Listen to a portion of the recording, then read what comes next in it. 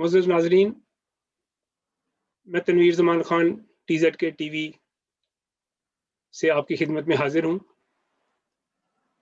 आज का हमारा प्रोग्राम, जिसमें मेरे साथ हस्बे मामूल बहुत सारे पुराने प्रोग्रामों में जनाब अरशद बट नॉर्वे से शरीक गुफ्तगू होते हैं। आज हम 23 मार्च, जो कि पाकिस्तान डे कहा जाता है, उससे बात का आगाज़ करेंगे और आज के जो हालात पाकिस्तान के हैं, उसके साथ एक उसकी रेलेवेंस देखते हैं कि क्या आया जो हमारे पाकिस्तान बनाने वाले शुरू के लोग थे, उन्होंने जिस किस्म की सोसाइटी अपने दिमाग में उनके थी, जो एक उनके दिमाग में सोसाइटी का कोई ब्लूप्रिंट था, अगर कोई था, तो वो क्या हो सकता था या क्या था और आज हम कहाँ खड़े हैं, इसके ऊपर हमारी जो है आज की बातचीत होगी और 23 मार्च और आज की रेलेवेंस उसके साथ हम उसका एक मवाजना देखेंगे। वेलकम जनाब अरशद बट साहब, आप हमारे साथ गुफ्तगू में हस्बे मामूल आप शुक्रिया खान साहब, बहुत मेहरबानी।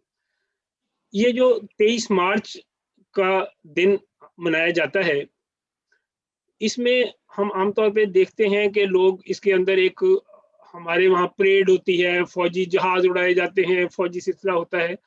वो वहाँ पे देखने में कम महसूस होता है ऐसा कि ये कोई लोगों का कोई उस तरह का कोई दिन है कि लोग कोई इसको एक सियासी एक इसकी रेलेवेंस के हवाले से देख रहे हैं। ज़्यादा इसमें यही महसूस होता है कि जैसे ये कोई फौजी दिन है। क्या कहते हैं आप इस बारे में? आपने ठीक कहा। 23 मार्च दरअसल हिंदुस्तान के मुसलमानों के लिए एक वोट की अहमियत और जमहूर का दिन था। इसको मनाया जाना चाहिए कि हिंदुस्तान के मुसलमानों ने ये फैसला किया कि जिस हिंदुस्तान के जिन इलाकों में, सूबों में मुसलमान अक्सरियत से हैं, वहाँ पे उनको हक दिया जाए कि वो अपना अलग-अलग स्टेट्स, सूबे उस वक़्त या मुल्क बना सकें। तो ये मुसलमानों ने एक ताकत थी जिसका इजहार बाद में 1946 के इलेक्शंस में हुआ और ये दरअसल जमहूर का दिन है जिसे पाकिस्तान की सिक्योरिटी स्टेट ने टैंकों, जहाज़ों और तोपों का दिन बना दिया। जिस अंदाज में पाकिस्तान में जमहूरियत खत्म करके गैर जमहूरी कुव्वतों ने इक़्तिदार पे कब्जा किया, गैर जमहूरी कुव्वतों ने पाकिस्तान को चलाने की कोशिश की गैर जमहूरी अंदाज में।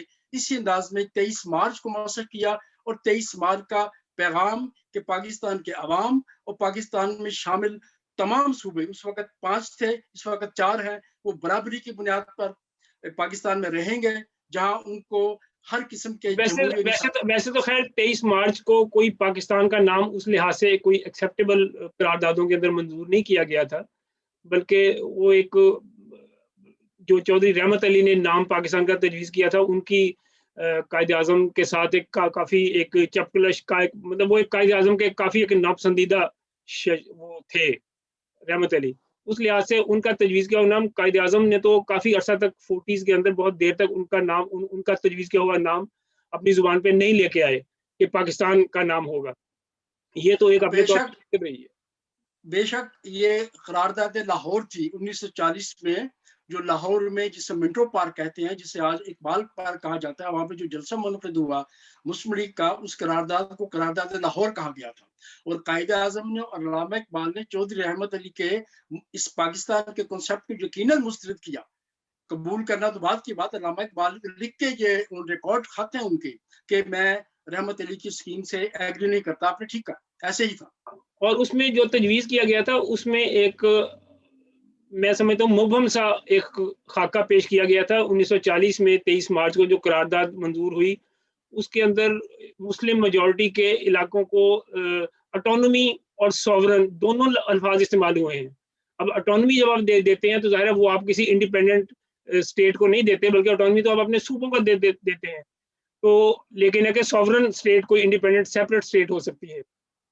उस लिहाज से वो एक मैं समझता हूँ कि एक तरह से एक मुबहम सा एक तसव्वुर था उस लिहाज से, जिसकी फिर जिन्ना ने अपनी आइंदा स्पीचेज़ में बहुत सारी जगहों पे वज़ाहत की डिफरेंट तरह से, जिस तरह से मैंने उसको वैसे देखा है कि हमारे बहुत सारे मुहक्किकीन ने इस बारे में लिखा भी है कि जिन्ना का जो कायद-ए-आज़म मोहम्मद अली जिन्ना ने पाकिस्तान का केस लिया, वो एक क्योंकि कानूनदान थे। उन्होंने इसको सियासतदान की बजाय ज़्यादा उन्होंने मैं देखता हूँ कि उन्होंने कानून के हवाले से इसको देखा है और वो अमूमन ऐसी मुबहम टर्मिनोलॉजी दे देते थे, जिसको वो फिर कानून के हवाले से इंटरप्रेट करना उनके लिए एक आसान होता था इसको कहीं पे भी बेंड भी किया जा सकता है। तो ये एक उसके अंदर एक सिलसिला रहा है कि उस हवाले से वहाँ पे जो एक करारदाद के अंदर जो मुस्लिम मेजॉरिटी के इलाकों की एक आज़ादी कहीं पे आज़ादी का ज़िक्र लफ़्ज़ नहीं आया था। 1940 में कहीं आज़ादी का ज़िक्र नहीं आया। सिर्फ़ एक ऑटोनॉमी और सॉवरेन रियासतें बनाई जाएँ, स्टेट्स। हाँ, स्टेट्स ठीक बनाई है। जाएँ। सिर्फ़ एक इतना ऐसे ही ही था। था। हाँ जी, इस तरह वो इस ऐसे तरह ही से था। या करारदाद लाहौर फिर में। साथ उस वक़्त जो था, अगर आप देखें कि क्योंकि वर्ल्ड वॉर 2 का आगाज़ हो चुका था और हिंदुस्तान के अंदर जो एक पोज़ीशन थी अंग्रेज़ों की, उसके अंदर उन्हें ज़ाहिर है यहाँ से एक बड़ी फ़ौज की भी ज़रूरत थी। तो उस वक़्त कायद-ए-आज़म मोहम्मद अली जिन्नाह जो थे वो अंग्रेज़ों के बहुत एक तरह के फ़ेवरेट, वो क्या कहते हैं, उनका ये ब्लू आइड आदमी था और ये उनका एक रेड कारपेट बॉय का कहा जाता है कि ये वो था उनका। तो ये इस तरह की सूरत-ए-हाल थी कि जिन्नाह उस वक़्त जो कहते थे वो उस वक़्त उनको तवज्जो से सुनते थे, क्योंकि उनका मकसद था कि अब यहाँ से हमने रिक्रूटमेंट करनी है बहुत सारी जंग के लिए। तो ये एक उनका एक अंग्रेज़ों का जो इस तरह के मकासद थे, उसके अंदर जो एक रियासत का सारा तसव्वुर था, उसमें मुस्लिम स्टेट जो थी, उसके अंदर आप देखें कि अब जो बाद में सारा उसका तसव्वुर डेवलप होता है, वो सारे का सारा एंटी अंग्रेज़ नहीं होता, जो कि वहाँ की बुनियादी तौर पे इम्पीरियलिस्ट पावर थे, जो कि असल में रूल कर रहे थे। बल्कि ये सारी की सारी मूवमेंट एंटी हिंदू डेवलप की हमारे हुक्मरानों ने, क्योंकि इन्होंने जो बाद में इसको एक मुस्लिम स्टेट का और एक सारा वो एक तसव्वुर दिया कि इसको हम एक शरीयत के मुताबिक बनाएँगे। ये भी बातें होती रही हैं उस वक़्त के, ये इसको शरीयत के मुताबिक बनाने की एक जो प्रोग्राम थे, वो भी बीच में होते थे। जिन्नाह जो थे वो सबको साथ चला रहे थे। वो कानून और हालात के मुताबिक जो है वो सूरत-ए-हाल बदलते थे। बल्कि मैंने देखा कि जो 11 अगस्त की कॉन्स्टिट्यूएंट असेंबली के अंदर कायद-ए-आज़म मोहम्मद जिन्नाह की जो स्पीच है, उसके अंदर उन्होंने जो एक ना हिंदू हिंदू रहेगा, ना सिख सिख रहेगा, ना मुस्लिम मुस्लिम रहेगा, एक रियासत होगी, पाकिस्तान के होंगे। जब जो उन्होंने ये सारे अल्फाज इस्तेमाल किए, ये बुनियादी तौर पे ये भी उस वक़्त की नज़ाकत के हवाले से इस्तेमाल किए थे। क्योंकि आपको याद होगा कि जब ये पार्टीशन हो गई थी, तो जब ये पंजाब से जब ये आपस में कॉन्फ्लिक्ट स्टार्ट हुआ, उससे पहले ये तकरीबन फरवरी-मार्च 1947 में इधर के इलाके से मुसलमानों ने सिखों और हिंदुओं को मारना शुरू किया था। और सिखों की जब यहाँ से लाशें ये कई महीने तक जाती रही हैं। फिर जब उसका रिवॉल्ट उधर से शुरू हुआ, उन्होंने फिर कहा कि अब हमारी बारी आई है। जब सिखों ने शुरू किया ये काम, उस वक़्त जिन्नाह ने ये पोज़ीशन ली कि हमारे यहाँ पे हम तो एक तरह का सेकुलर और एक गैर जानबदार किस्म की रियासत बनाएँगे, जहाँ पे हिंदू हिंदू नहीं होगा, मुस्लिम मुस्लिम नहीं होगा, स्टेट लेवल पे पॉलिटिकली। तो that is how I see it. तो ये एक टैक्टिकल हवाले से उस तरह से, लेकिन जो मूवमेंट डेवलप हुई थी, उसके अंदर एक हिंदू हेट्रेड का रेफरेंस ज़्यादा था और एंटी इम्पीरियलिस्ट रेफरेंस कम था। हाँ, क्या ख्याल है आपका इस? आपने सही तारीखी हक़ाइक़ से पर्दा उठाया है।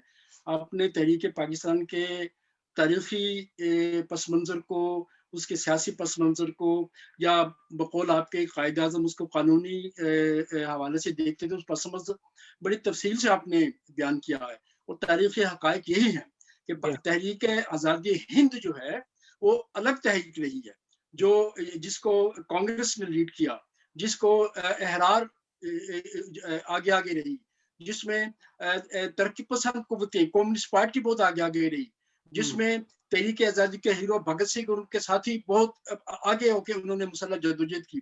जिन तारीखी हक़ाइक़ आपने ज़िक्र किया है कि ये एंटी इम्पीरियलिस्ट मूवमेंट नहीं थी, बल्कि मैं ये कहूँगा कि ये आज़ादी हिंद जिस वक़्त अंग्रेज़ों को ये बात फ़हम में आ गई कि अब हिंदुस्तान में नहीं रहा जा सकता, अब इसे आज़ाद करना पड़ेगा, तो उसके बाद ये मुतालबा उठा कि ये था तक़सीम हिंद का मामला, मुस्लिम लीग का, कि हिंद को तक़सीम किया जाए, जहाँ पे मुसलमान अक्सरियत में है। या तो पहले 40 में ये था कि ऑटोनमस रीजन्स, ऑटोनमस स्टेट्स।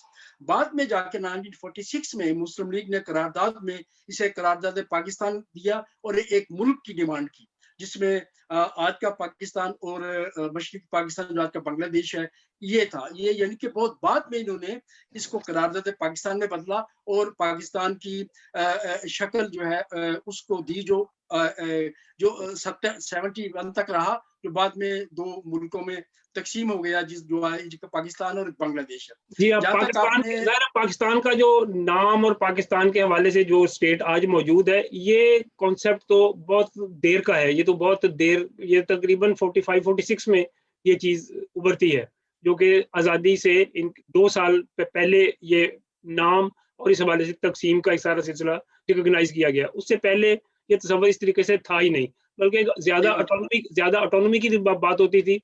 एक आज़ाद रियासत की बात जो है, ये 40 के बाद स्टार्ट तो हुई थी, लेकिन वो अभी एक पॉपुलर स्लोगन के तौर पे नहीं आई थी। इसीलिए पंजाब से और दूसरे इलाकों से अंग्रेज़ की जो जंगे अज़ीम के अंदर शमूलियत थी, उसके अंदर इन्होंने बढ़-चढ़ के हिस्सा लिया और हमारी वहाँ से भर्तियाँ हज़ारों की तादाद में वहाँ से भर्तियाँ होके लोग जो थे वो जंग में गए।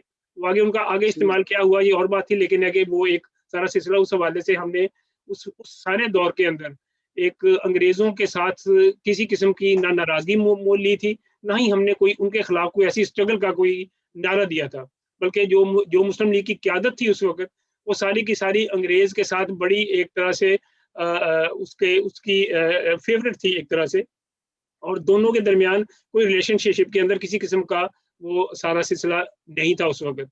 बल्कि पाकिस्तान का नाम जो है, कहा ये जाता है कि पाकिस्तान का नाम जो है, क्योंकि जिन्ना साहब अपनी ज़ुबान पे लेके नहीं आते थे ये नाम स्टार्ट में, जब 1940 के बाद भी, तो जब वो नाम अपने नहीं लेके आते थे, तो ये असल में तो इंडियन प्रेस और कांग्रेस ने जो था वो पाकिस्तान का नाम कि जी ये करारदाद पाकिस्तान हो गई है, या ये इस तरह उन्होंने पाकिस्तान का नाम लेना शुरू किया कि ये तहरीक ऐसा पाकिस्तान ही सुना चल है, रही। जी बल्कि हाँ। बल्कि आप इसमें अगर 1946 में कैबिनेट मिशन का जो प्लान था कि कन्फेडरल इंडिया कन्फेडरेशन बनाई जाए जिसके अंदर फेडरेशंस हों, और जिसको बाद मुस्लिम लीग ने और कायदे-आज़म ने तस्लीम भी किया, कांग्रेस ने जिसे रिजेक्ट किया। तो कायदे-आज़म जो है किस अंदाज में पाकिस्तान देखते थे, किस अंदाज में नहीं देखते थे, ये लंबी बहसें हैं। और मेरा ख्याल है कि इसका चूंकि पाकिस्तान बन चुका है, ये पाकिस्तान एक मुल्क है और जाहिर है ये हमारा मुल्क है, तो अब पिछली बहसें तो हमें अपना छोड़ देनी चाहिए, बल्कि हमें ये देखना है कि कि पाकिस्तान, ये तो सच है कि ये अंग्रेज के खिलाफ जदोजहद करते हुए नहीं बना, बल्कि हिंदू से अलहदा करके एक मुल्क बना, और ये बना वोट के जरिए है, ये बना जमहूरी अमल के जरिए है, ये बना एक कानूनी और आईनी अमल के जरिए है। और इसलिए हमें आज के पस मंजर में देखना चाहिए कि आया कायदे आज़म जिस अंदाज में पाकिस्तान चाहते थे चले, आया उस अंदाज में पाकिस्तान इस वक्त चल रहा है या नहीं? इसमें एक मज़ेदार चीज़ है कि हम आज के हवाले से ही इसको देखने की ज़रूरत है ज़्यादा, क्योंकि हम उस पुरानी तारीख़ी उन उन उलझनों से हमें निकलना चाहिए। लेकिन है कि हमारे जो बहुत सारी हमारी सियासत की जो बनावट है पाकिस्तान के अंदर, उसको हम देखें तो 1946 में जब इलेक्शन हुए थे, उस इलेक्शन के अंदर जो मुस्लिम लीग ने इलेक्शन जीता था, जो कि 1937 के इलेक्शन में बुरी तरह से हार गए थे। इसका मतलब था कि उसके अंदर कोई ऐसे इन्होंने भी उस वक़्त इलेक्टेबल्स लिए थे, जो कि सारे इलेक्टेबल्स आज की टर्मिनोलॉजी में जो इलेक्टेबल्स थे, जो कि उस वक़्त दूसरी पार्टी जो जो थी वो जिनके साथ, यूनिस्ट पार्टी थी, हाँ जी, यूनिस्ट यूनियनिस्ट पार्टी पार्टी, पंजाब में। यूनियनिस्ट जो यूनियनिस्टों से सारे निकल के इनके साथ शामिल हुए थे। बेसिकली वही सारे इलेक्टेबल थे और वही सारे अंग्रेज़ों के परवरदा भी थे, वही सारे वो मराया याफ्ता लोग थे जिन्होंने अंग्रेज़ों से जागीरें और जायदादें भी ली हुई थी, या वो पीर मुरीद या उनका पीरी मुरीदी का सिलसिला था और वो अंग्रेज़ों को फौजी वगैरह देने में बढ़-चढ़ के हिस्सा लिया करते थे। वही सारे लोग थे, वही सारा तसलसल है आज भी। जब हम सही इसको बात आज है। के साथ देखते हैं, हम देखते हैं कि वो इलेक्टेबल्स का जो तसव्वुर 1946 में हमने देखा था कि वो इलेक्टेबल्स आए थे तो मुस्लिम लीग ने जो इलेक्शन जीता और वो सारी मूवमेंट जो थी उस तरीके से बन के आई। वही ये बिल्कुल इलेक्टेबल्स सही का बात है। तसलसल है। वही हमारी आज की इसमें बरासत है। इसमें जी। थोड़ा-सा मैं ऐड करूँगा आपकी बात की तस्दीक करते हुए, ये तो तारीख की किताबें से भरी पड़ी हैं कि मुस्लिम लीग 1940 तक, ये 37 का इलेक्शन हारने के बाद, ये जो इस वक़्त पाकिस्तान के इलाके हैं, इनमें पॉपुलर पार्टी नहीं थी। ना पंजाब में थी, ना सिंध में थी, केपीके में भी नहीं थी और बलूचिस्तान तो सूबा था ही नहीं। तो जिस वक़्त पंजाब के जागीरदार, जब यानी कि जब तक यूनियनिस्ट पार्टी रही, जागीरदारों की पार्टी, जिसमें मुसलमान जागीरदार थे, सिख जागीरदार थे, हिंदू थे। जब ये पार्टी ने, इस पार्टी ने, यूनियन पार्टी ने मुस्लिम लीग में शमूलियत इख्तियार की, उस वक्त, और ये लिखा गया है बाकायदा कि जिन्ना ने ये भी कहा कि जब तक जागीरदारों को साथ नहीं लिया जाएगा पंजाब में, उस वक्त तक मुस्लिम लीग पंजाब में मकबूलियत हासिल नहीं कर सकती, जड़ें नहीं पकड़ सकती। यही बंगाल में हुआ, जब बंगाल के जिम्मेदार आए, बंगाल की फजलुल्लाह की पार्टी आई, सोरवर्ती आए और दूसरे लोग आए। तो सिंध में भी ऐसे हुआ, जब सिंध ने जागीरदार आए सिंध के, तो वहां पे इसकी पार्टी की बुनियाद बनी। और केपीकी में जो बाचा खान था वो नहीं आया, इसलिए मुस्लिम लीग जो है वहां पे ताकत ना पकड़ सकी। मगर उस वहां भी जागीरदारों को, बड़े खानों को मुस्लिम लीग को साथ मिलाना पड़ा। या आपने बिल्कुल कहा है कि मुस्लिम लीग जो है उसने इलेक्टेबल्स को साथ में ला के पंजाब में, बंगाल में, केपीकी में, सिंध में पाकिस्तान का जो है ये इलेक्शन जीता। अगर इलेक्टेबल्स को ना मिलाती तो हो सकता था कि मुस्लिम लीग जो है 1937 की तरह यूपी में या उन इलाकों में रहती जहाँ पे बड़े इलाकों में मुसलमान हार मेजोरिटी जाती। जी हाँ, बिल्कुल बिल्कुल हार ऐसे ही जाती। होना, बिल्कुल ऐसे ही होना, हार जाना था। और फिर वो हमारी वो तहरीक का जो सारा ये जिसे हम कहते हाँ, हैं कि ये और एक डेमोक्रेटिक। यही वजह है कि पाकिस्तान बनने के बाद पाकिस्तान की रियासत ने उन इलेक्टेबल्स जो हैं उनकी कुव्वत को नहीं तोड़ा। और अब जी हाँ, भी वो इलेक्टेबल जो है, बिग वो फुटरॉड जो है वो पंजाब तसलसल के के, साथ सिंध जारी है। के, वो बिल्कुल। ही जो है सियासत का रुख मुतय्यन करते हैं। इस वक्त पाकिस्तान में ये जागीरदारों के गिरोह, पाकिस्तान में पाकिस्तान के जर्नैलों की ऊपर की परत जो है, और पाकिस्तान में हाई ब्यूरोक्रेसी जो है, ये एक बहुत बड़ी रूलिंग क्लब बन चुकी है जो पाकिस्तान पे हुकूमत करती है मुख्तलिफ नामों के साथ। कभी वो नाम मुस्लिम लीग नून बन जाता है, कभी पीपल पार्टी बन जाता है, कभी मुस्लिम लीग काफ बन जाता है, और कभी कन्वेंशन लीग बन जाता है। मगर यही इलेक्टेबल जो है ये उनके बतौर एजेंट या अवाम में उनकी ताकत को मजबूत रखने के लिए उनके लिए हथियार का काम करते हैं। ये इलेक्टेबल्स जो है ज़्यादा ये नफसियाती तौर पे भी एक एक बकाऊ माल होते हैं। ये मार्केट में अवेलेबल एक सौदा है जो इलेक्टेबल्स होते हैं। इसलिए इनसे किसी किस्म की असूल परस्ती की तवक्को करना, इनसे एक ऐसे बेहतर सियासी अमल की तवक्को करना, कतई तौर पे नहीं। वो हमेशा अपने आप को सेल कर रहे होते हैं। इलेक्टेबल का मतलब ही उनका ये है कि हम मार्केट में काबिल फ़रोख्त हैं। जो हमारी ऑफ़र, जो हमें हमारी बेहतर प्राइस लगाएगा, हम वहाँ चले जाएँगे। इसलिए उनका ना सही कोई बात, सियासी पार्टी होती है, ना कोई उनकी आइडियोलॉजी है, ना कोई उनकी कहीं पे कमिटमेंट है। वो बल्कि अपने सही एक बात। मफादात के हवाले से देख रहे होते हैं। यही चीज़ हम आज पाकिस्तान की सियासत में देख भी रहे हैं कि आज की हमारी सही बात। सियासत जो है, जो आज 2021 की सियासत है, उसके अंदर वही पैटर्न जो 1947 46 में मौजूद था, वो पैटर्न हमारे आज भी हमारी सियासत के अंदर बहुत नुमायाँ तौर पे दिखाई दे रहा है। तमाम सियासी सही बात पार्टी है। तमाम सियासी पार्टियाँ जो आज मौजूद हैं, उनका उनका सारा दारोमदार या तो वो खुद सारे वडेरे वगैरह हैं, या पीर और वडेरे हैं, या उनका पीरों और वडेरों ने उनको घेर रखा है और वो उनको हिलने नहीं देते। इसलिए वहाँ सही पे जो बात है। एक नेशनलिस्ट और एक अवामी सियासत जो पाकिस्तान में हो सकती है, जो असल में एक रियासत को बनाने का मकसद बन सकती है, वो वहाँ से नापैद है। इसीलिए वहाँ पे या तो लोग आगे लूट-मार मचाते हैं, या फिर वो अपने मफादात के हवाले से मुख्तलिफ वहाँ के रियासती इदारों के साथ मिल-जुल के एक सियासत का जो अपना कारोबार है वो चला रहे हैं। तो ये एक सूरत-ए-हाल है जिसमें हम आज की अगर सूरत-ए-हाल देखें, आप आज की सूरत-ए-हाल के बारे में ज़रा बताइए। ये जो पीडीएम वगैरह का सिलसिला चल रहा है, आप इसको कैसे देख रहे हैं कि पीडीएम और हाँ, पीटीआई का जो हाँ, हाँ। कॉन्फ्लिक्ट और जो ठीक सारा। है। आपने जो कहा बिल्कुल ठीक, उसको थोड़ा सा ऐड करके फिर पीडीएम की तरफ आते हैं कि आपने जिस अंदाज में ये पूरा हिस्टोरिकल पर्सपेक्टिव बताया कि पाकिस्तान इलेक्टेबल्स वही जागीरदार जिन्होंने मुस्लिम लीग में शामिल होके कब्जा करके, बल्कि अल्लामा इकबाल ने तो मुज़ाहमत की थी इनको शामिल करने के लिए। ये तो आशिक हुसैन बटालवी जो किताब लिखी है इकबाल के आखिरी 2 साल, उसमें उसने लिखा है कि जब सिकंदर जना पैक्ट हुआ है, इसके सबसे मुखालिफ अल्लामा इकबाल थे।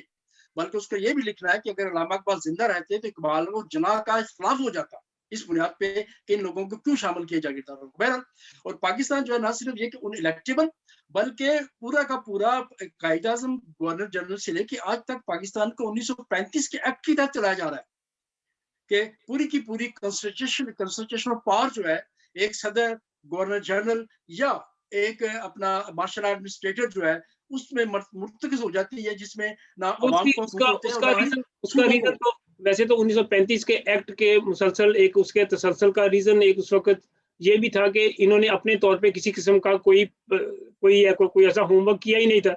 मुस्लिम लीग के बेशक। पास एक एक इंडिपेंडेंट स्टेट बना के पाकिस्तान बना के चलाने का किसी किस्म का कोई ऐसा ब्लूप्रिंट इनके सामने नहीं था बेशक। कि स्टेट कोई बेशक। लेंगे तो कैसे बनाएँगे, इसके अंदर क्या हम्म। निज़ाम होगा, क्या चलाया जाएगा। ये तो एक हालात की डेवलपमेंट से एकदम आ गई। मुस्लिम लीग तो ना इसके लिए प्रिपेयर थी, ना उन्होंने तैयारी की। तो ये सही एक बात। तैयारी ना होने इसके मुकाबले में कांग्रेस ने कंपैरेटिवली आप देखें कि कांग्रेस ने उस वक़्त तक अपना कॉन्स्टिट्यूशन और चीज़ें उन्होंने एक उनकी तैयारी पूरी तौर पे पहले कर ली थी। वो 1945 में कांग्रेस के डॉक्यूमेंट्स आप देखें 45 के अंदर उन्होंने उनके डॉक्यूमेंट्स के अंदर वहाँ के कॉन्स्टिट्यूशन के लिए और सही बात है। और वो इंडिया को कैसे चलाएँगे उस बारे में उन्होंने एक पूरा पेपर वर्क तैयार किया था। लेकिन मुस्लिम लीग के दुरुस्त। अंदर ऐसी कोई चीज़ नहीं थी उस वक़्त। इसीलिए सही इन्होंने बात है। अल्टीमेटली इसको एक एक आसान जो तरीकाकार होता है कि इसको हम एक इस्लामी फलाई रियासत बनाएँगे या हम इसको इस्लामी रियासत तो बनाएँगे। 35 एक्ट के तहत इस्लामी इसका फलाई रियासत। हाँ। हाँ, इस्लाम बिल्कुल 1935 एक्ट है और साथ इस्लामी फलाई रियासत बना दी है इन्होंने। तो हाँ। ये एक अपने तौर पे और उस वक़्त अंग्रेज़ आके वहाँ पे जनरल भी इनका होता है और इनके सारे सिलसिले उस तरीके से चल रहे होते हैं। तो ये एक मैं समझता हूँ जो एक पाकिस्तान की बुनियाद के अंदर जो इस किस्म की ख़ामियाँ हैं, उन ख़ामियों को आगे-आगे दूर नहीं किया गया, बल्कि उनके ऊपर पर्दा डालने की कोशिश की गई है। उनको सही बात है। जो हमारे पुराने जो तहरीक पाकिस्तान के अंदर कई तरह के ऐसे कॉन्फ्लिक्ट्स जो एक कॉन्ट्रडिक्शंस हैं उनकी उनकी, उनको बजाय रिज़ॉल्व करके सोसाइटी को एक बेहतर तरीके से चलाया जाता, हमने उनका दिफ़ा करने का ज़िम्मा ले लिया है। क्योंकि हमने सही। जनाह को और चीज़ों को सियासी तौर पे देखने के बजाय एक मज़हबी टाइप का एक तकद्दुस दे दिया है कि जिसके खिलाफ किसी किस्म की बात नहीं की जा सकती। अगर आप उसके सही ऊपर कोई बात। तनकीद करेंगे, कोई पॉइंट सियासी तौर पे करेंगे, तो आप गद्दारी के ज़ुमरे में आ जाते हैं या आप एंटी पाकिस्तान के ज़ुमरे में आ जाते हैं। तो ये सही एक बात। अपने ये तमाम वो रवैये हैं जिनसे हम एक सही तौर पे जो कोई सोसाइटी को बना सकते थे, बजाय उनको डिफेंड करने के जो अच्छी चीज़ें हैं वो लीं, उन्होंने पाकिस्तान बनाया, उन्होंने सारा सिलसिला किया, आज हमारे पास एक इंडिपेंडेंट स्टेट मौजूद है, एक मुल्क मौजूद है। लेकिन उस मुल्क को बेहतर चलाने के लिए ये ज़रूरी होता है कि हम अपनी उन गलत पॉलिसियों को या उन गलतियों को हम उनका दिफ़ा ना करें, बल्कि हम उनको इस्लाह करके आगे चलने की बात करें। वो हमने रिव्यू नहीं किया उस तरीके से बल्कि हम एक दिफ़ा में पड़ गए हैं। यही वजह है कि हम एक बहुत ही कंज़र्वेटिव सोसाइटी है कि हम जो है वो आगे की बात करने की बजाय हम पीछे हम अपनी हिस्ट्री को दिफ़ा करने में लगे हुए हैं। तो ये एक रवैया बड़ा नेगेटिव है। इसी के असरात हैं कि आज की जो सियासत है, उसके अंदर हमें कोई मुस्बत चीज़ दिखाई नहीं देती। कोई आते भी हैं, वो पीटीआई हो या वो मुस्लिम लीग हो या पीपल्स पार्टी हो या मौलाना हो, आपको किसी के मौक़िफ़ का कि उनका पाकिस्तान के बारे में क्या ख़्याल है, वो सोसाइटी को क्या बनाना चाहते हैं, आपको ये सारी की सारी एक विज़न का फुक़दान दिखाई देता है कि मुकम्मल तौर पे ब्लैंक है। इस बारे में ना कोई काम किया जा रहा है, ना इस बारे में कोई सिलसिला किया जाता है। जिसका जी चाहता है कोई मदीने की रियासत बनाना शुरू कर देता है, फिर किसी का जी चाहता है वो चीन की रियासत बनाना शुरू कर देता है, कोई आते हैं वो मगरब के बरतानिया का वहाँ पे मॉडल ले आते हैं, कोई आते हैं यहाँ पे अमेरिका का मॉडल ले आते हैं। तो यही चीज़ है जिसमें कि डे 1 से पाकिस्तान के तमाम मसाइल के अंदर एक जड़ के अंदर एक इसकी खराबियाँ हैं, जो कि जिनको एड्रेस किए बगैर आप ठीक नहीं कर सकते। आप खुला दिल किए बगैर ठीक नहीं कर सकते। अगर आप इन चीज़ों को धक्काशाही से चलाएँगे, तो वो धक्काशाही से होते चल के बजाय उसमें चलने की बजाय वो हमारे लिए मसाइल क्रिएट करेगी और गरीब के लिए उसके अंदर फिर जगह जो है आहिस्ता-आहिस्ता तंग होती जाएगी, जिसको हम आज देख रहे हैं। तो ये सही बात है। बल्कि जैसे आपने अभी कहा कि माजी माजी ये है कि हम माजी को दफन करने की कोशिश करते हैं जबकि माजी दफन होता नहीं है। माजी से हमें सबक सीखना चाहिए। माजी तारीख जो है आप उसे जान नहीं छुड़ा सकते। तारीख से अगर आप सबक नहीं सीखेंगे तो तारीख जो है आपके सामने आएगी और आपको आपके लिए बड़ा खौफनाक डरावना ख्वाब बन के आपके सामने आएगी अगर आप उसे सीखेंगे नहीं, क्योंकि आप बार बार वो गलतियां दोहराएंगे।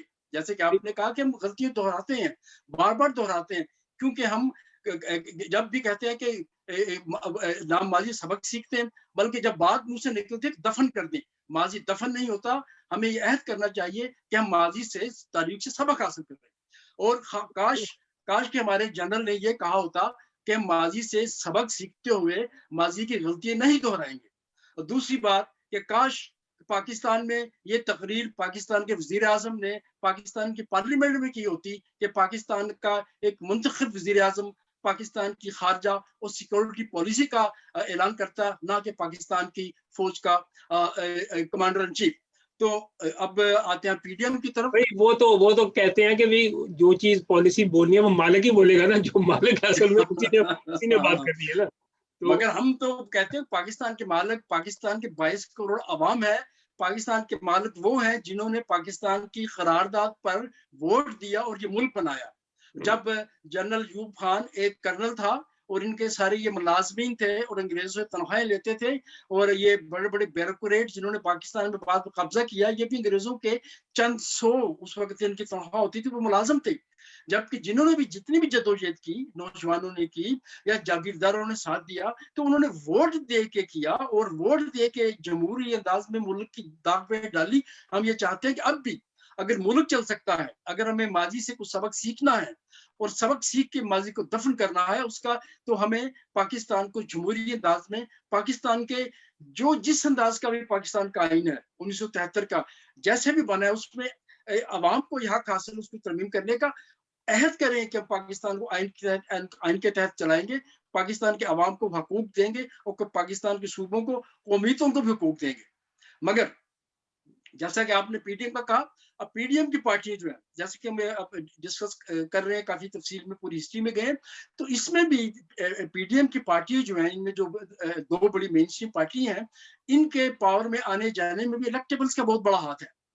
ये दोनों पार्टी, पीपल्स पार्टी और नून लीग, ये भी इलेक्टेबल से अपना अपना दामन नहीं छुड़ा सकती, ये नहीं सकी। ये पार्टियां भी पावर में आने के लिए उनकी मोहताज है, और जब उनको निकाला जाता है तो उन्हीं को हमारे जो मालिक है नामनाद बने हुए उनको निकाल लेते हैं। आज की जो कश्मकश है, ये जो पीडीएम में चल रही है, पीपल पार्टी वर्सेस नून लीग, वो भी दरअसल यही कश्मकश है कि इनको इनको इन पार्टियों को, बड़ी पार्टियों को, पीपल पार्टी और नून लीग को, मौलाना फजल रहमान को ये नजर आ रहा है कि ये गवर्नमेंट जो है इसका नर्वस ब्रेकडाउन हो चुका है। ये आज गई कि कल गई, 6 महीने को गई, अगले साल इलेक्शन होंगे। अब इससे इनका पंजाब के ऊपर जो है ये जंग, अंदर से सियासी जंग शुरू हो चुकी है। ये सियासी जंग ना सिंध के लिए है, ना केपी के लिए, केपी की डिवाइड हो जाएगा। ये सियासी जंग पंजाब के लिए है कि पंजाब में जो जीतेगा वही पाकिस्तान का हाकिम बनेगा। और जरदारी साहब जो है वो पंजाब में कुछ वक्त लेना चाहते हैं। जरदारी पीपल पार्टी नहीं चाहती कि ये गवर्नमेंट फौरी तौर पे गिरे, उन्हें 2, 6 महीने, 8 महीने, 10 महीने चाहिए ताकि वो पंजाब में अपनी पोजीशन बना सके, हिस्सा ले सके।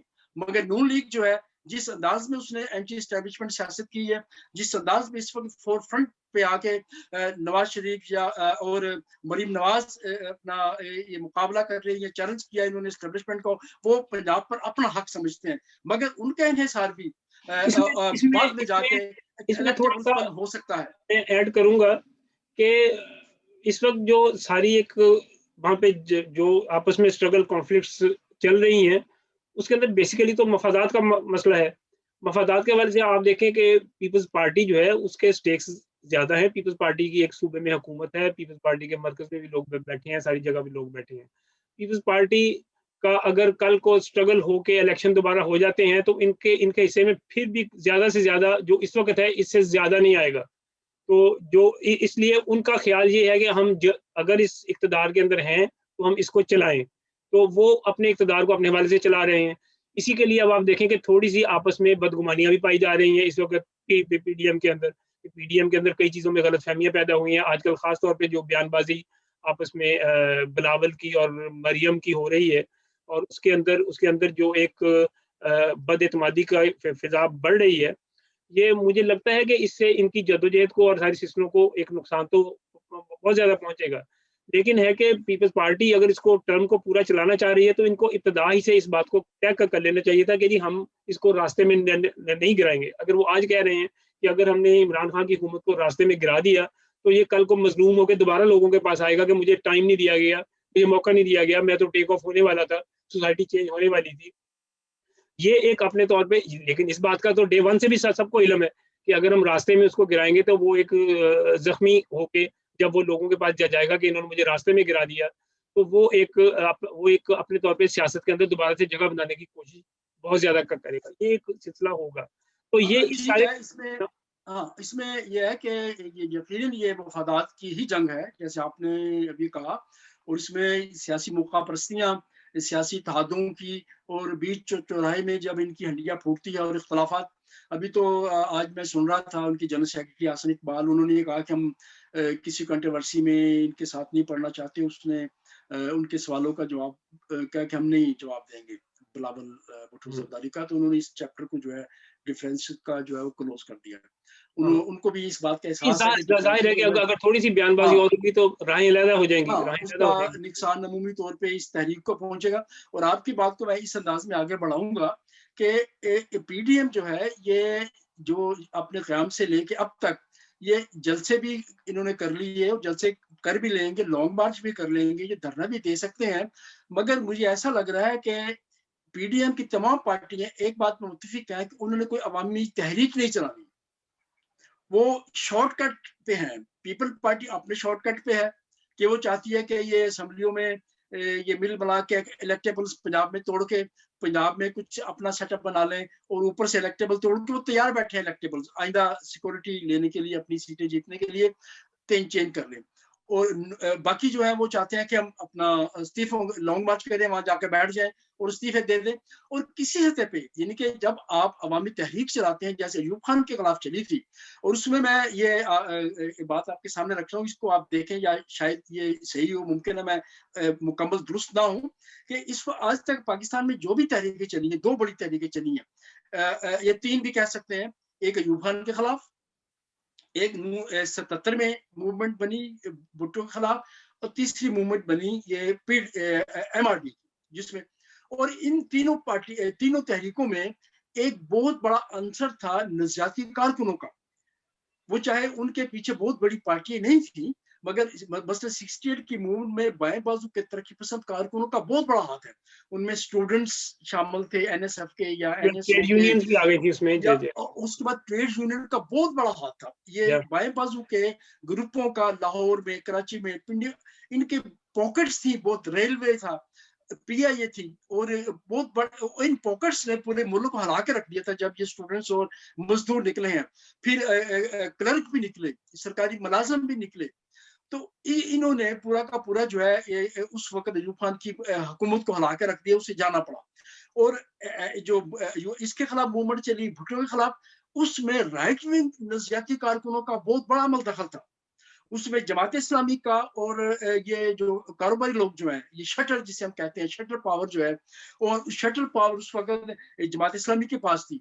उस वक्त शटर पावर जो राइट की जमातों के पास थी, जिसमें नवाबजादा लाहौर की जो मार्केटें थी, उस वक्त उनका कंट्रोल जो है ये नूरानी पार्टी, जमात इस्लामी और ये नसरुल्लाह की पार्टी के पास था।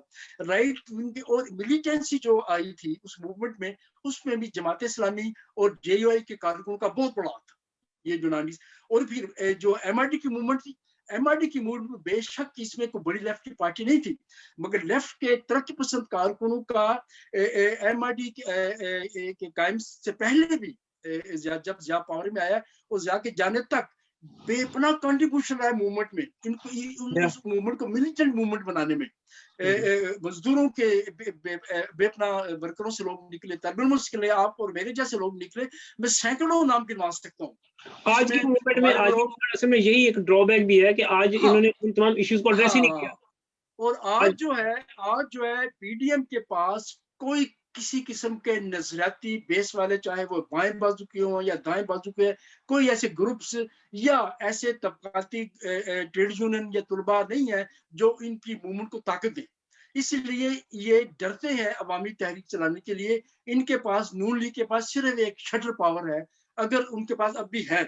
जैसे कि मुझे कुछ बाज लोग बताते हैं कि शटर पावर जो है वो भी अब कहीं और से कंट्रोल होती है, अपना उनको नून लीग ने अभी वैसे तो नून लीग ने जो इस वक्त अपना स्टांस लिया है वो कि वो सारे का सारा, असल में तो जब भी उनके साथ कोई बार्गेनिंग की पोजीशन हुई, क्योंकि वो सारी एक उनका सारा पस मंजर पिछले 110-12 साल का मुसलसल इनका यही है कि ये एक जब भी इनको मौका मिलता है तो ये फौरी तौर पे हस्बी इक़्तिदार के साथ मफाहमत के तरफ निकल पड़ते हैं। तो अभी मुझे कोई ऐसी उम्मीद नहीं है कि ये उस तरफ निकल पड़ेंगे, लेकिन इन्होंने इस वक्त जो स्टांस लिया है, जो इस वक्त ये एस्टेब्लिशमेंट को जिस तरीके से निशाना बना रहे हैं, वो निशाने पे एस्टेब्लिशमेंट या तो बैकफुट पे जा रही है, या फिर वो इनके साथ एक उनका एक बार्गेनिंग का या अपनी पोजीशन बना रहे हैं।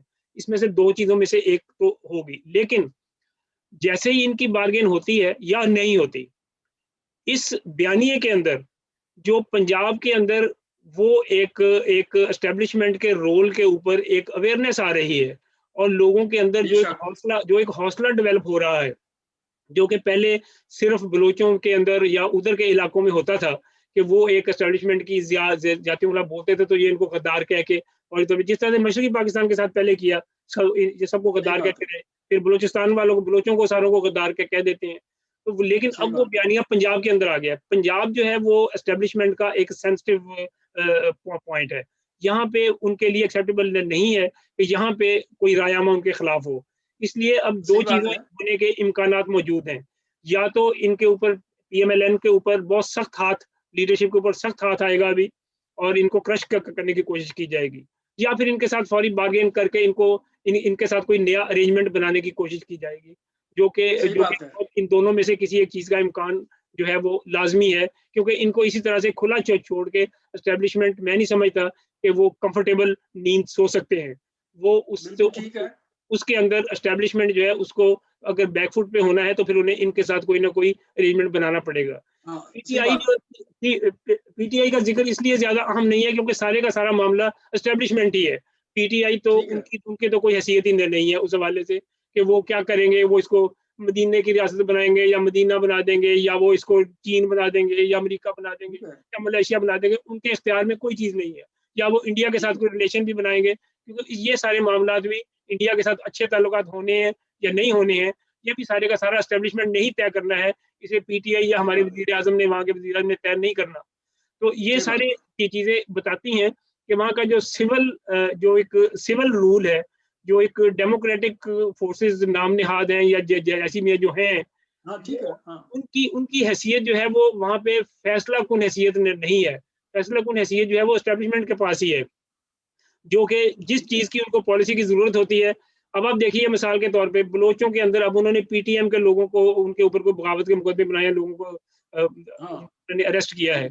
उसके ऊपर कहीं यहाँ के ऊपर या यहाँ पार्लियामेंट के अंदर या पीडीएम के अंदर किसी शख्स ने एक फ़िक्रा भी नहीं बोला इस बारे में कि एस्टेब्लिशमेंट को इस बारे में एहतियात करनी चाहिए, लोगों को सही मेन बात। स्ट्रीम में शामिल करना चाहिए। वो लोग तो ऑलरेडी मेन स्ट्रीम सही में बात। शामिल होना चाह रहे हैं। उनके उनके सही लोग बात। जो हैं वो एमएनए, एमपी हैं। अगर आपने उनको मेन स्ट्रीम से हटा के दोबारा से इस तरह की बगावतों में डालेंगे, तो उसका नतीजा सही अल्टीमेटली बात। पसंदी के अलावा और कोई नतीजे नहीं इससे बरामद होंगे। तो इसमें थोड़ा-सा मैं ये ऐड करूँगा कि आपने आपसे मुराद मैं एस्टेब्लिशमेंट की बात कर रहा हूँ कि हमारी अस्करी एस्टेब्लिशमेंट, हमारी सिविल ब्यूरोक्रेसी की एस्टेब्लिशमेंट, हमारी जुडिशियल एस्टेब्लिशमेंट, ये इससे बनती है पूरी पूरी पाकिस्तान की एस्टेब्लिशमेंट। और इस एस्टेब्लिशमेंट ने पाकिस्तान की पूरी हिस्ट्री में पंजाब के अवाम को, जज्बात को, क्योंकि इसकी ये पूरी की पूरी एस्टेब्लिशमेंट जो हमारी है, इसकी बेस जो है, ताकत जो है पंजाब में है। इन्होंने पंजाब के अवाम में गलतफहमियां फैलाकर बंगालियों को तो मारा, इन्होंने पख्तूनों को भी मारा, इन्होंने सिंधियों पे भी जबर किया, इन्होंने बलोचों को भी मारा। मगर अब ये नामुमकिन है कि ये पंजाब को सिंध की ताकत से तो मारने से रहे, ये बलोचों की ताकत से तो पंजाब को मारने से रहे, ये केपे की पख्तूनों की ताकत से तो इनको मारने के रहे। इसलिए एस्टेब्लिशमेंट के लिए पंजाब को मारना उस अंदाज में जैसे ये छोटी कौमियतों को मारते रहे, ये तकरीबन नामुमकिन है। या इसलिए आपकी इस बात पे मैं एग्री करूंगा कि किसी न किसी स्टेज पे इनको एस्टेब्लिशमेंट को नून लीग से बातचीत करनी पड़ेगी, बार्गेन करनी पड़ेगी, और उनको जगह भी देनी पड़ेगी, इनको पीछे भी हटना पड़ेगा। और उसमें इस वक्त आपकी बिल्कुल बात बजा है कि जो मरीम नवाज शरीफ ने, नवाज शरीफ ने जो स्टैंड लिया है पाकिस्तान की इस वक्त की हिस्ट्री में, उससे पंजाब के अवाम में बेपनाह अवेयरनेस आ रही है। और ये अवेयरनेस जो है, ये मैं समझता हूँ कि पाकिस्तान की फेडरेशन के लिए, पाकिस्तान की चारों कौमियतों को के इत्तेहाद के लिए बड़ी अहम है, बड़ी जरूरी है। बल्कि इस वक्त पाकिस्तान पीपल्स पार्टी की जो है, उस पर बहुत बुनियादी फर्ज आयद होता है। अगर पीपल्स पार्टी ने इस वक्त किसी बिट्रेल किया, या पीपल पार्टी ने इसको छोड़ के सेबोटाज किया इस मूवमेंट को, और एस्टेब्लिशमेंट से कुछ तोड़फोड़ करके हिस्सा ले लिया, तो ये एक बहुत बड़ी बिट्रेल होगी एंटी एस्टेब्लिशमेंट मूवमेंट के लिए। इसलिए पीपल पार्टी ये को एक, साथ देना चाहिए आज मैं के समझता हालात हूँ में पूरी मैं पूरी समझता हूँ मूवमेंट का। इस मामले में आपने जो फरमाया दुरुस्त है। पीपल्स पार्टी का पुराना परसेप्शन जो है वो एक एंटी एस्टेब्लिशमेंट परसेप्शन था, लेकिन practically people's party is not anti establishment, लेकिन उनका परसेप्शन ऐसा है, हमेशा से रहा है। अब वो परसेप्शन जरदारी साहब ने जो है वो काफी अरसे मुसलसल कोशिश करके उसको तोड़ दिया है। अब उन्होंने इसको एक एक पावर पॉलिटिक्स की, प्योरली पावर पॉलिटिक्स की पार्टी बना दिया है, जो कि सिर्फ इक़्तिदार के लिए जो भी करना पड़े, उन्हें उन्हें मौलाना सिराजुल्लाह के साथ खड़ा होना पड़े, उन्हें पीएमएलएन के साथ खड़ा होना पड़े। अब वो उनके किसी किस्म की वो असूल परस्ती जो पुराने कारकुनों में होती थी, लीडरशिप में नहीं थी, लेकिन अब वो भी खत्म हो गई है। इसलिए अब पीपल्स पार्टी के तो कारकुन तक जो है वो जरदारी साहब की हिकमत को और उनकी सारी चीजों से ही मुतासर हुए और झूमते रहते हैं कि जी वो एक जरदारी सब पे भारी है। हालांकि उन्होंने कोई ऐसा काम नहीं किया जो कि लोगों के लिए हो के जैसे कहा जाए कि जो वाकई वो एक भारी एक ऐसे सियासतदान है कि जो लोगों के लिए उन्होंने बड़ा काम किया है और उन्होंने एस्टेब्लिशमेंट की तरफ से पेश की गई आगे लाई गई रुकावटों को या अपने मुखालिफिन की तरफ से लाई गई रुकावटों को हटा दिया है। बल्कि उनको कोई दाव पेच आते हैं तो वो मफाद परस्ती वाले तो यकीनन आते होंगे, लेकिन उन्हें कोई लोगों की फलाह बहबूद वाला उन्होंने अभी तक पीपल्स पार्टी ने कोई ऐसा एजेंडा नहीं दिया। पीडीएम के अंदर अगर कोई पार्टी से कोई तवक्को हो सकती थी वो पीपल्स पार्टी थी, क्योंकि कोई ऐसा एजेंडा भी साथ देती कि हम आगे की जो सियासत, अगर हम आज पीटीआई को इक़्तिदार से हटाते हैं, इमरान खान को गिरा लेते हैं, तो हम फिर क्या करेंगे आगे? हमारे पास अवाम की फलाह बहबूद के लिए और इस गिरती हुई मईशत को उठाने के लिए क्या एजेंडा है? हमारे पास बड़े स्टेप्स क्या होंगे जो हम लेंगे कि ये इकोनॉमी ठीक हो जाएगी? इसके बारे में सारी पार्टियां खामोश हैं, जो कि हमारे लिए, मैं समझता हूँ, अवाम के लिए एक बड़ी शर्म की बात है कि अवाम के लिए कोई उनके अंदर सोचने वाला नहीं है और सारे के सारे सिर्फ अपने इक़्तिदार में आने की, इस्लामाबाद तक पहुंचने की कोशिश में हैं। और यही चीज पीटीआई के अंदर भी लोगों के अंदर मौजूद है, यही चीज बाकी लोगों के अंदर भी मौजूद है। इससे अवाम को सियासत के अंदर एक बहुत बड़ा खिलाफ महसूस हो रहा है कि असल में अवाम की आवाज उठाने वाला, अवाम की बात करने वाला वहां पे कोई नहीं है। इसलिए अवाम, मैं समझता हूँ, यतीम है वहां पे, इन सारी पार्टियों के होते हुए भी, कि अवाम के पास इनकी आवाज उठाने वाला कोई नहीं है। ये सारे के सारे अपनी एक, जिसको क्या कहते हैं पंजाबी में, आपो ताप छुपे नहीं।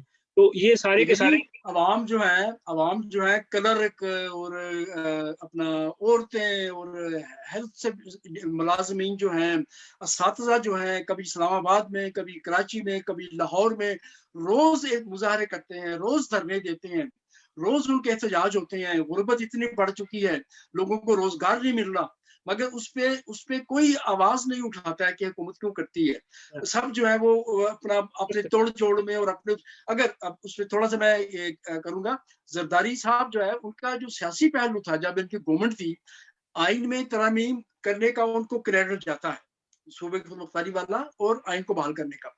मगर अगर जरदारी साहब जो है वो चौधरी शुजात के नक्शे कदम पर चलेंगे तो पीपल पार्टी कब तक भुट्टो कार्ड सिंध में इस्तेमाल करेगी?